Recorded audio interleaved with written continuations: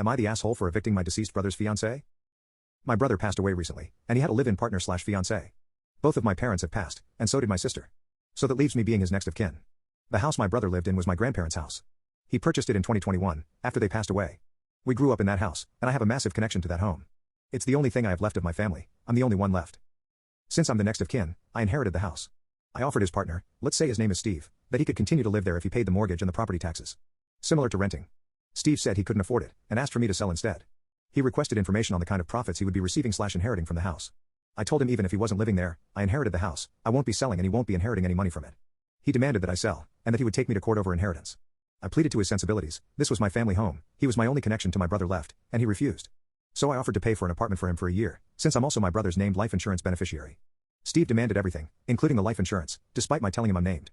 I told him he wasn't getting anything, and needed to leave my family house after he threatened to take me to court a second time. He refused, so I filed for eviction. Am I the asshole? I was also told to add to my post, Steve and my brother were together for 6 years, engaged for 2 prior to his death.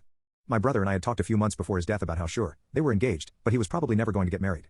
1 year prior to my brother's death, he got a new job and named me as his life insurance beneficiary. After they were already engaged, common law doesn't exist in my state, and Steve never paid into the house at all. My brother paid all of their bills. I paid the mortgage on my family home for the last year, and just recently talked to Steve after the estate went through probate. I can't afford to pay both mortgages regularly. Update, after everyone's speculation on their relationship and the potential issues, it raised a red flag for me. So I had a conversation last night with my brother's best friend, Anna. I told her what was going on, asked for some insight, and immediately she told me not to give him anything. She said she would testify this if necessary, but that Steve and my brother were having major problems. My brother tried working it out for the last year of his life, trying to see the relationship through, but nothing was changing.